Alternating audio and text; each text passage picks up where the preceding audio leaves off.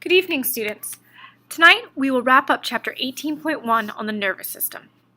We've already discussed many of the structures and features of the brain, but I have a few more important things to share with you about how the brain works. First, let's investigate how the brain is structured on the inside.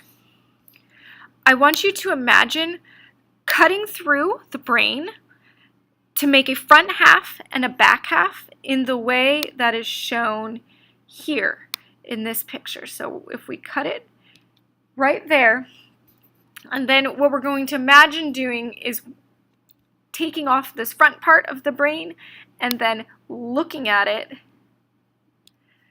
from that angle.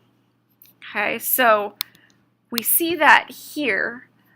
In this picture, since you're looking at the brain head on, but through a center cut, like a cross section, what you're actually looking at here on this side, you have the left hemisphere.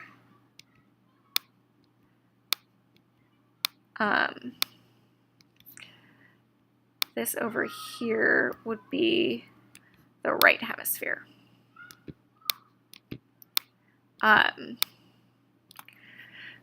Based off of where exactly we cut through the brain, this part here would be the right temporal lobe. This would be the left temporal lobe.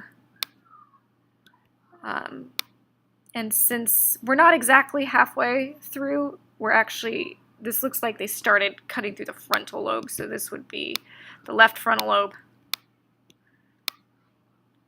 and the right frontal lobe. Okay, so hopefully that orients you so that you know what you're looking at. You're looking at a slice through the center of the brain, looking at it head on. Okay, so what I want to tell you using this cut is about what is going on the inside of the brain. I hope that in this picture you see that the brain is made of two different types of matter, and they've put it in two different colors to show you. We call this gray matter and white matter. The gray matter is found on the outer layer of the brain. So all of this that I'm kind of drawing a line through kind of looks maybe like dark beige or kind of like a muted pink. All of that is the gray matter. It's the outer layer of the brain matter. In addition, if you look closely, you'll notice on the inside parts of the brain, there are almost like islands of more gray matter. Like pockets kind of settled in the middle. Okay, there are more there. The gray matter is important because this is where the neuron cell bodies are located, and I'll show you what I mean by that in just a second. The other type of matter in the brain is the white matter, and that's all of this here, kind of everything that wasn't gray matter is white matter. So we would say white matter is found on the inside of the brain, and the white matter is where axons are located. So I hope you remember from our last discussion that axons are covered with a substance called myelin. That myelin is a lipid substance. It's a fatty substance, and hopefully you remember from the beginning of the year when we studied lipids that one of the characteristics of lipids is that they tend to be whitish or very light in color. And so when we say that all of this here is white matter, the reason that is because it contains axons which are wrapped up in fatty myelin. Okay, let me erase this really quick. I want to show you what I mean when I say that the cell bodies are located in the gray matter. So I'm going to draw some stick figure neurons. So here's a cell body of a neuron. Here are some dendrites coming out of it. This neuron is going to have to communicate with some other ones. And to do that, it's going to use its axon, which I'm drawing now. And maybe the neuron it wants to communicate with is over here on this side of the brain. Okay, you'll notice I drew the axon in the area where there's white matter and the cell body in the area where there's gray matter. And so here, maybe there's another cell body with its dendrites. This is pretty bad stick figure drawing, but now maybe this neuron wants to communicate with a neuron down here, so it will send its axon, again in the white matter, and then maybe in this little gray matter island there's a cell body of a neuron with some axons. I'm sorry, not axons, with some dendrites. And then maybe that one is going to project out of the brain, and this, at this point, it would be going through the spinal cord and down to some neuron later down in the spinal cord. Okay, so if we look back at this, all of the cell bodies were in the gray matter, and their projecting axons are going through the white matter.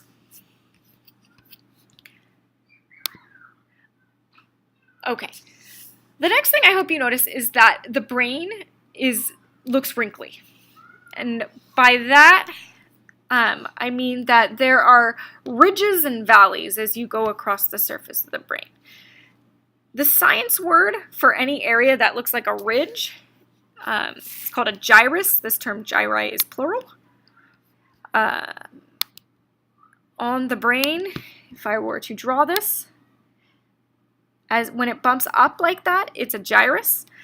And then when it dips down, that's called a sulcus. It's sulci here. Sulci is plural. Sulcus is singular. So here, it's dipping way down into the brain. That's a sulcus. Okay, as it comes back up and makes a ridge, that's a gyrus. And it will dip back down. That's a sulcus. It'll come back up. That's a gyrus, and so on, around the brain, creating these wrinkles.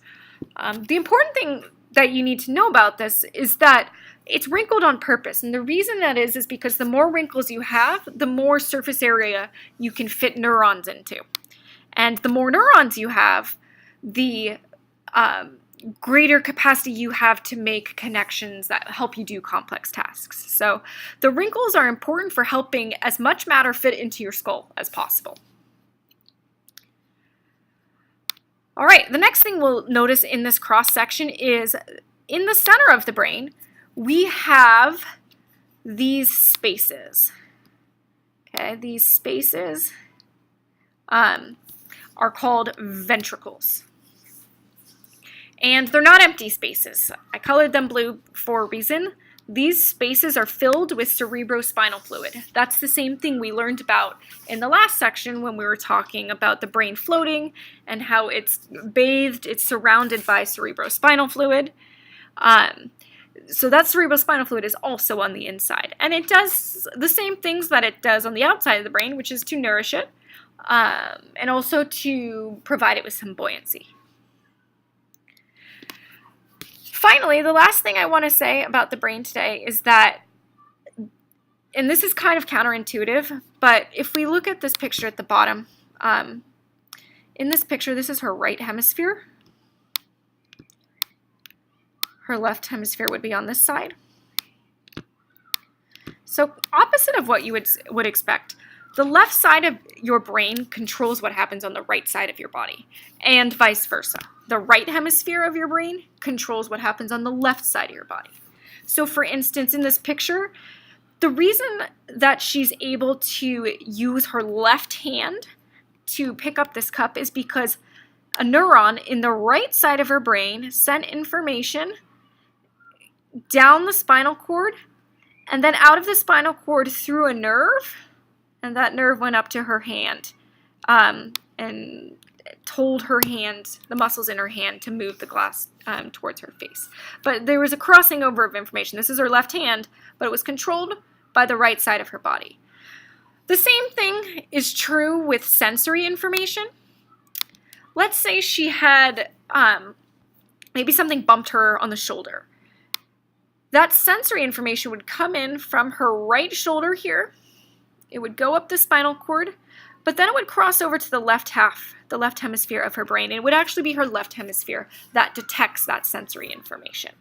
And so like I said, this is kind of counterintuitive, but we do have this crisscrossing of information and control, right half controlling the left side of the body and the left half of the brain controlling the right side of the body. Okay, the last thing I have to talk to you about today is the concept of reflexes. So we already talked about, in the last lecture, we talked about movement, and we talked about how the frontal lobe and the cerebellum help you with your voluntary motions. That is, the motions that are consciously controlled. However, not all movement is consciously controlled. Some movement is involuntary, or in other words, automatic. You're not thinking about it, it just happens. So an example of a motion that is automatic or involuntary is a reflex. And so there's some stimulus out there, and without thinking about it, you have an automatic response to that stimulus. The reason that we have the ability to act reflexively, to move our body using reflexes, is because sometimes it's important to take action without thinking about it, just to get that action done as quickly as possible. Some really good examples of this would be any time that you're in immediate danger. So for instance, in this example here, this woman is about to touch this hot object, and that is an immediate danger to her cells. And so she has a reflex that is going to remove her hand from that hot object without her even having to think about it. It's important that you understand that your brain does not control the reflex. It does not control it. This information, oftentimes one of the interesting things about a reflex is you sometimes move it before you even realize that there was any pain happening. Okay? So because your brain is not involved, I'm going to show you how you can still have a reaction without the involvement of the brain. So here it would start with your sensory receptors. In this example, her sensory receptors in her finger are going to pick up the signal that there is something dangerous in her environment. And that signal is going to get sent to her spinal cord.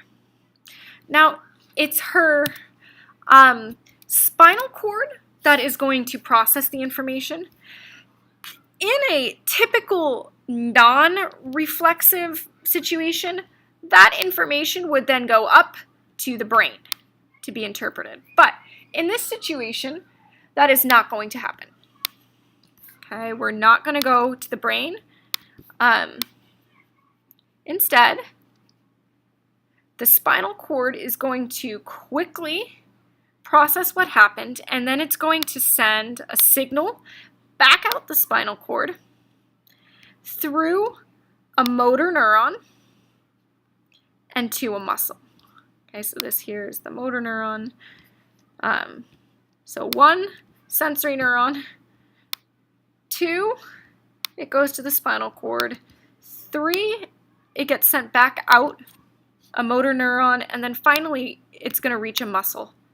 And that muscle is there to take action. So this simple pathway of sensory receptor to the spinal cord, to a motor neuron, to the muscle, skipping the brain entirely, is called a reflex arc. Tomorrow in class, I will talk to you more about reflex arcs and different types of reflexes that we have, and we'll practice some examples. Okay, that's it for tonight.